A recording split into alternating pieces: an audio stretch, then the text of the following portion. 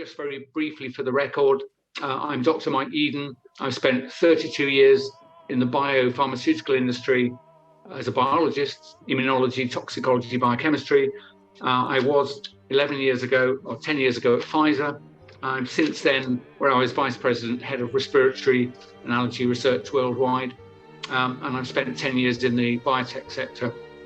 I'm speaking out because, as we're hearing this afternoon, these vaccines are very bad products. It's never appropriate to seek to invent, develop, manufacture and distribute a novel vaccine for a respiratory pathogen of such modest lethality, even if it was a bit worse than it is. But nevertheless, ladies and gentlemen, these vaccines have been made, these gene-based products. So we have to ask, what was the intention? Because it could never have worked. It could never have worked even if it was safe, but they've been done. So why was that? And there are various answers. One is just to make money and rip everybody off. I think, for me, the dominant reason was this control grid idea, that people would have to be vaccinated to qualify for a vaccine passport, which is a digital ID. But there's another possibility, though, and it was to establish in the public mind that these are legitimate products, so they could use them for other purposes. And though I won't extend my thinking at this point, I think it's quite obvious why they use these particular kind of gene-based products, because they're going to use them again, ladies and gentlemen. Just very quickly, these are an entirely new kind of medical intervention. Although they've cunningly managed to disguise them under the word vaccine, the only thing they bear in common with traditional vaccines is the word. That's it. There's no other similarity. And so when someone says you're being over cautious about safety, I will tell you that with any new class of product, in fact, every individual version of the products of any new class, you have to establish the safety in trials. People's opinions are worthless, including my own. But the onus is on the part of the manufacturer to prove safety, not for me to prove that it's harmful, although they are harmful. The design of these vaccines, so I'm a drug discoverer. I spent 32 years in R&D and in toxicology training. So I think I can state, and you can believe me, being in that environment, these are what I would call toxic by design. That is, if you were discussing it around a whiteboard in a research office, by the time you've agreed to make a spike protein-based genetic vaccine, you know exactly what's going to happen. These are not rational design. They couldn't work, and they would likely carry risks, and you wouldn't be able to characterize the long-term outcomes. But they did it anyway. And these are clever people from highly paid drug companies with decades of experience. In November 2020, for example, the technical assessors at the EMA in Amsterdam had listed 7 what are called MOs, major objections. So just to give you an example, when I was at Pfizer, if someone had filed, or the department of the company had filed a new drug application, and even one major objection came up, heads would roll, because it meant you'd not have had a dialogue with the regulators as to understand what was required by them. So to have 7 listed in November 2020, and then no more than a few weeks later in December of that year, that vaccine product was given conditional marketing authorization, emergency use authorization. So I'll leave the listeners to decide for themselves, given what I've said to you about complexity, and I'm in close contact with people who have analogous to me in research, have spent their whole life in that part of the pharmaceutical industry. Is it possible that all of those major objections were resolved? No, it's not.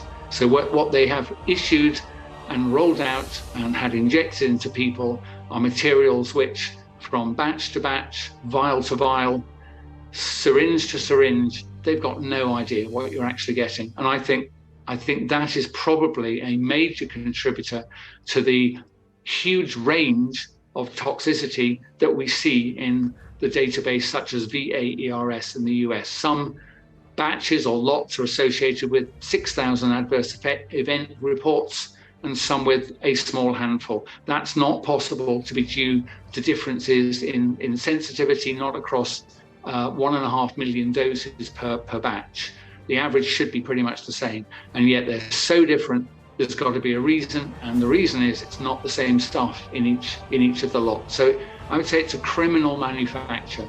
The authorization by the European Medicines Agency and subsequently other global regulators, I think it should be investigated, because I think there's criminal level of collusion and fraud to sign off these packages as suitable when they're absolutely, it's impossible that they were.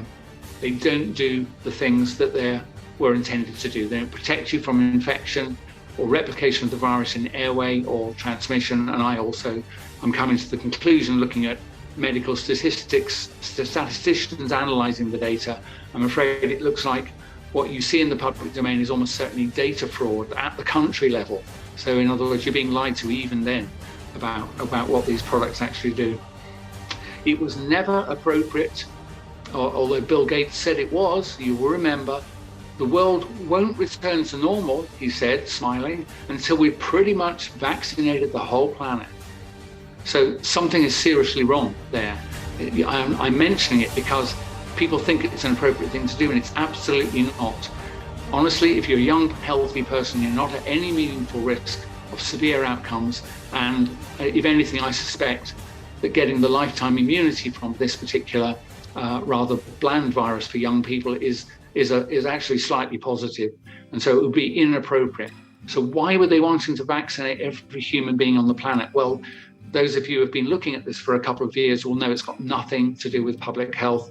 But again, it's this control grid idea. Just quickly, if mass vaccination policies were really about public health, I'll just give you 3 quick examples of the kind of people you wouldn't vaccinate. One is if you've had the disease already and recovered, amongst other reasons, I'm already immune having been infected. So it's a dangerous thing to do. It's not, oh, well, maybe you'll give them more protection. No, it's a dangerous thing.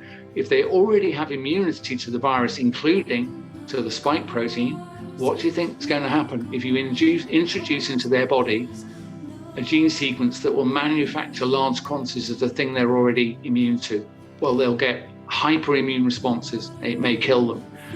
So it's a stupid thing to do. It's reckless and unnecessary, since they're already protected by their own immunity, to vaccinate people who have been infected and recovered. And by now, if it really is as contagious as they say, after 2 years, who would not have encountered this virus by now? So it's over. We shouldn't be chasing people who are already immune. The second class are people who are young and healthy. Probably anybody under 60, but certainly where it comes to children, it's just completely nightmarish that you would want to inject them. They're not at any risk, and so the risk versus benefit, it can never be other than negative. You will harm and kill children and save none of them. And the third group, I'm very passionate about this because I've followed the research myself, pregnant women. As I've said this before, since 1960 and thalidomide, everybody in the pharmaceutical industry, every healthcare professional, and I would say every pregnant woman, knows that you don't take anything you can possibly avoid. And if you have to take something, you really want to do the research and make sure it's proven safe in pregnancy. Have they done full reproductive toxicology with these gene-based products? No. And yet you will have heard your government tell you that it's entirely safe. 1, they don't know. 2, they can't know because the studies haven't been done. And 3, we know from history never to do this. So the fact they're doing it, those 3 reasons I think are absolutely solid examples why this cannot be about public health. Yeah, I think that's probably enough I hope I've demonstrated to you that from someone experienced in the process of biomedical R&D, although not vaccines, I'm not claiming that, but these kind of products would be the sort of thing I would work on, novel chemical and biological entities, and I understand the research, development, and somewhat the manufacturing processes very well, and none of the normal processes have been followed, and as a result, they've ended up with products that are rushed, dangerous, of intrinsically poor and variable quality, and then the moves to inject the population, including mostly people who are not at any risk from the virus, I hope will tell you, even if it's with horror, that this whole thing is a fraud. The entire thing is a fraud. And we have to be incredibly vigilant, as I close, for not only eventually, hopefully, prosecuting the driving people in this crime, because it is a serious crime, but also we must stay hyper vigilant for what else might be coming. I will say, like, if it does come down the line where there's something wrong with the vaccine, then obviously people will, like, criticize, like, the big push. Because there's a lot of social pressure, government pressure, job pressure to get the vaccine. Like, I had to get the vaccine, otherwise I would have gotten fired, right? And if something were to happen downstream and it was, like, really bad, I think it would, I mean, the scale of that scandal would be, like, enormous.